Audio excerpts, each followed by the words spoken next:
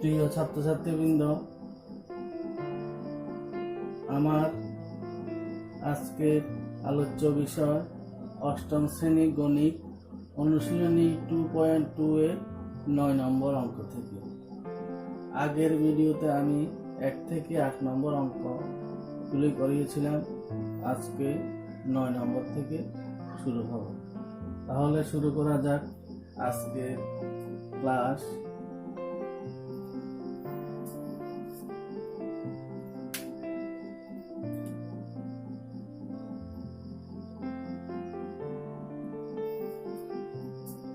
নয় নম্বর অঙ্কটিতে বলা হয়েছে স্বপন ও তপনের বর্তমান বয়সের অনুপাত 5:7। 4 বছর পর তাদের বয়সের সমষ্টি হবে 56 বছর। তাদের বর্তমান বয়স কত?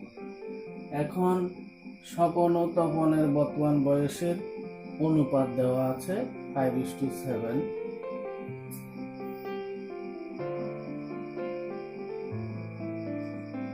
তাদের বর্তমান বয়সের অনুপাত দেওয়া আছে 5:7।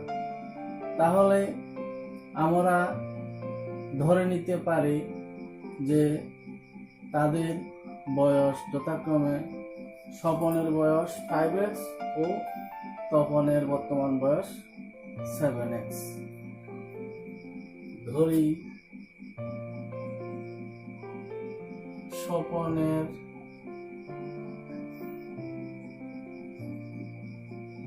বর্তমান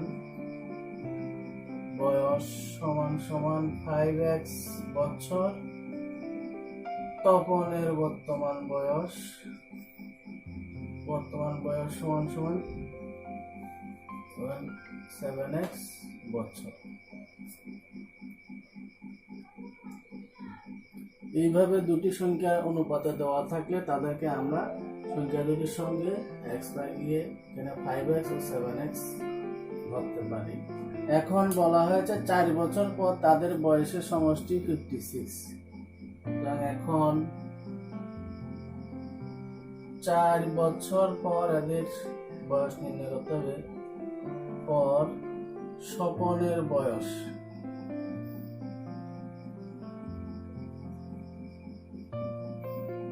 হবে 4 বছর বেশি হবে, এটা 5x + 4 বছর।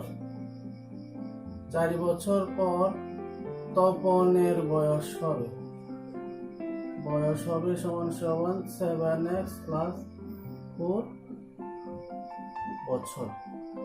এখন প্রশ্নে বলা হয়েছে এদের সমষ্টি 56। সুতরাং as per question লেখা যায় 5x + 4 এর সঙ্গে 7x + 4 এটা সমষ্টি করলে 56 হবে। সুতরাং ব্র্যাকেট উঠালে লিখতে পারি 5x + 4 প্লাস এখানে ব্র্যাকেট উঠালে 7x + 4 = 56। 5x আর 7x যোগ করলে উভয় প্লাস চিহ্ন যুক্ত যোগ হবে 12x প্লাস 4 আর 4 প্লাস করলে 8 হয় = 56। এখন x যুক্ত সংখ্যাটি বাম দিকে রাখা হবে, x বিহীন সংখ্যাটিকে ডান দিকে নিতে হবে। বাম দিক থেকে ডান দিকে নিলে চিহ্নের পরিবর্তন ঘটে, প্লাস এটা -8 হবে, বা 12x = 56 থেকে 8 গেলে 48, বা x = 12 যেহেতু গুণ হিসেবে আছে এদিকে আসলে বাম দিক থেকে ডান দিকে আসলে গুণ থেকে ভাগ হয়, উপরে 48 কে 12 দিয়ে ভাগ করলে 4 আসে। সুতরাং x = 4।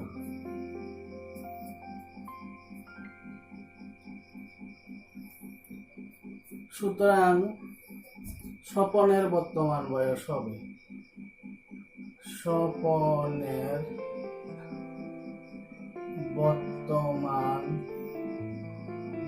হবে সমান 5x ছিল, x এর মান এখানে এসেছে 4, তাহলে 5 × 4 = 20 বছর। অনুরূপভাবে তপনের বর্তমান বয়স হবে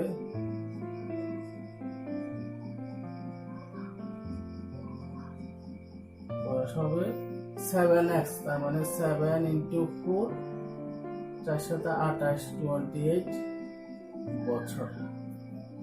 ইহাই নির্ণয় স্বপন ও তপনের বর্তমান বয়সের মান।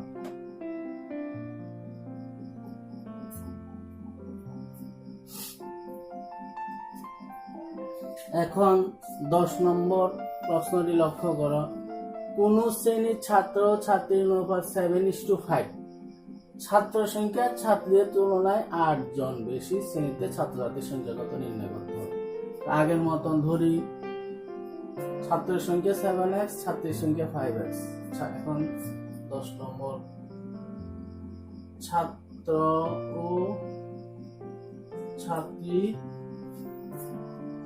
সংখ্যার অনুপাত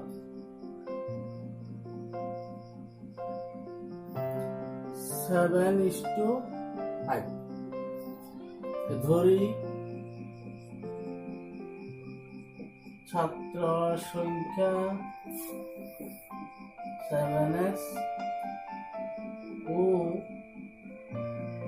ছাত্রী সংখ্যা 5x জন।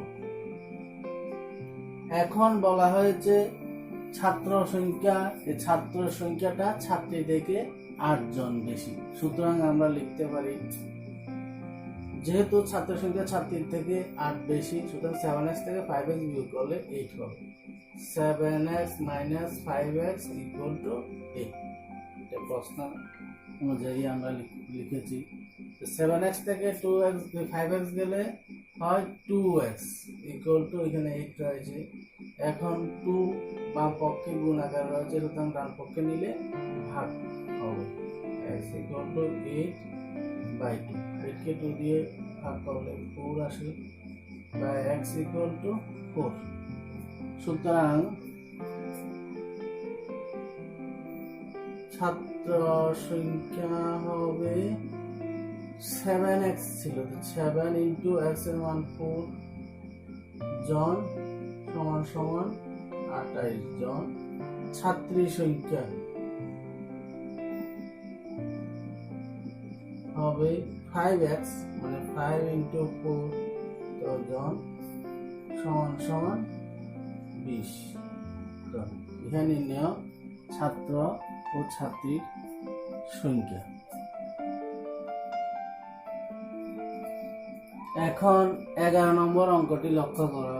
এখানে বলা হয়েছে সচিকন্যা জমাতিয়ার বয়স 15 বছর পর তার বর্তমান বয়সের 4 গুণ হবে। সচিকন্যা জমাতিয়ার বর্তমান বয়স এখানে দেওয়া নেই, সুতরাং এটাকে আমরা x ধরব। বলা হয়েছে 15 বছর পর তার বয়স বর্তমান বয়সের 4 গুণ। তাহলে প্রথমে ধরে নিতে হবে, ধরি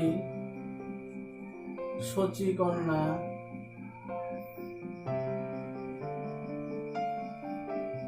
জমাতিয়ার বর্তমান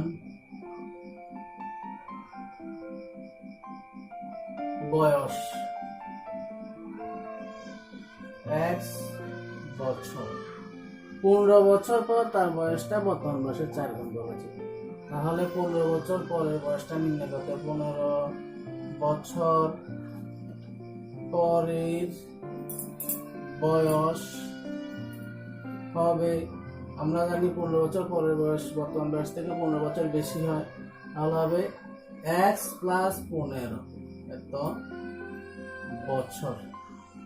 এখন প্রশ্নে বলা হয়েছে 15 বছরের বয়সটি বর্তমান বয়সের 4 গুণ। এখানে বর্তমান বয়স হলো x, তাহলে 15 বছর পরে যে বয়সটা তা বর্তমান বয়সের 4 গুণ হবে, মানে x এর 4 গুণ। সুতরাং আমরা লিখতে পারি as per question, প্রশ্ন অনুসারে বর্তমান বয়সের 4 গুণ, তাহলে 4 into বর্তমান বয়স ইকুয়াল টু হবে x প্লাস 15।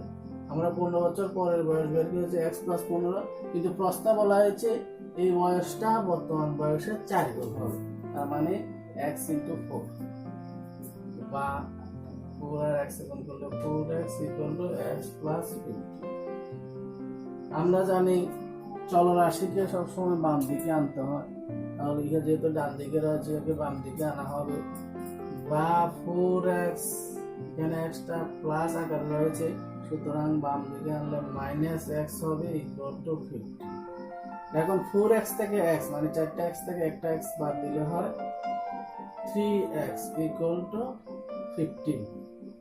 বা x ইকুয়াল টু 3টা এদিকে যেহেতু গুণ আকারে রয়েছে, ডান দিকে নিলে ভাগ হবে 15/3, ভাগ করলে হবে 5, সুতরাং x ইকুয়াল টু 5। সুতরাং সূচিকন্যা জমাতিয়ার বর্তমান বয়স সমান সমান আমরা x ধরেছিলাম, x সমান 5, তাহলে 5 বছর।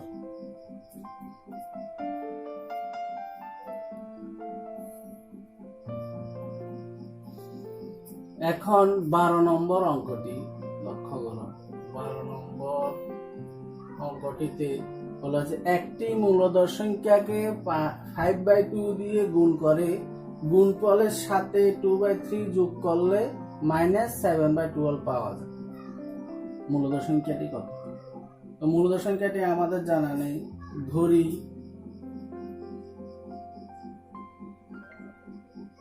মূলধর সংখ্যাটি হলো x। এখন বলা হয়েছে মূলধর সংখ্যাকে 5/2 দিয়ে গুণ, তাহলে x কে 5/2 দিয়ে গুণ করলে হবে x ইন্টু 5/2 ইকুয়াল টু 5 আর x কে গুণ করলে 5x/2। এখন আবার বলা হচ্ছে গুণ করে গুণফলের সাথে 2/3 যোগ করলে -7/12, তাহলে এই গুণফলটির সঙ্গে 2/3 যোগ করতে হবে। তাহলে অ্যাজ পার কোশ্চেন আমরা লিখতে পারি প্রশ্ন অনুসারে 5x/2 এর সাথে 2/3 যোগ, এই 2/3 যোগ করলে হয় -7/12, -7/12। প্রশ্ন অনুসারে আমরা সমীকরণটি গঠন করেছি। তাহলে এখানে প্রথম পদটি x যুক্ত চলরাশি যুক্ত, দ্বিতীয় পদটি চলরাশি বিহীন, সুতরাং দ্বিতীয় পদটিকে ডান দিকে নিতে হবে।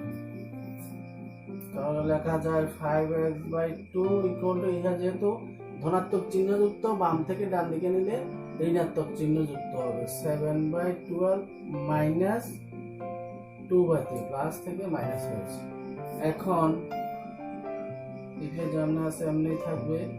12 আর 3 এর লসাগু 12 হয়, আমরা জানি দুটি সংখ্যার মধ্যে থেকে একটিকে অপরটি দিয়ে ভাগ করলে বড় সংখ্যাটি যদি ভাগ যায় বড় সংখ্যাটি লসাগু, তাহলে এখানে 12কে 3 দিয়ে ভাগ যায়, সুতরাং 12 হবে লসাগু, আলাদা করে লসাগু করার দরকার নেই। এখানে লসাগু 12, এখানে মাইনাস চিহ্ন রয়েছে, মাইনাস হর দিয়ে ভাগ লব দ্বিগুণ, 12কে 12 দিয়ে ভাগ করলে 1, তাহলে 7 7, আবার মাইনাস চিহ্ন, 12কে 3 দিয়ে ভাগ, হর দিয়ে ভাগ, 3 দিয়ে ভাগ করলে 4, 4কে 2 দিয়ে গুণ করলে হয় 8। বা 5x/2 ইকুয়াল টু, এখানে 12, উভয়ে একই চিহ্ন যুক্ত, আমরা জানি একই চিহ্ন যুক্ত হলে যোগ হয় এবং যে চিহ্ন থাকে সেই চিহ্ন বসে, তাহলে উভয়ে মাইনাস চিহ্ন যুক্ত, মাইনাসে বসবে কিন্তু সংখ্যা দুটি যোগ হবে, 8 এর সাথে যোগ করলে হয় 15। এবার কি করতে হবে, উভয় দিকে বজ্র গুণন। এখানে 5x এর সঙ্গে গুণ হবে 12 ইকুয়াল টু -15 এর সঙ্গে গুণ হবে 2। এখন আবার x এর সঙ্গে 5 এবং 12 গুণ আকারে রয়েছে, সুতরাং এগুলিকে ডান দিকে নিতে হবে, যেহেতু এদিকে গুণ আকারে রয়েছে নিচে গিয়ে ভাগ, তার মানে 5 × 12টা নিচে যাবে, তারপরে -15 × 2। এখন কাটাকাটি করি, 2 দিয়ে 12 কে কাটলে 6, 5 দিয়ে 15 কে কাটলে 3, আবার 3 দিয়ে 6 কে কাটা যায় 2, তাহলে থাকে x ইকুয়াল টু উপরে মাইনাস পিছনে মানে 1 বাই নিচে 2। সুতরাং নির্ণেয় মূলদ সংখ্যাটি হবে -1/2। এই হয় নির্ণেয় সমাধান।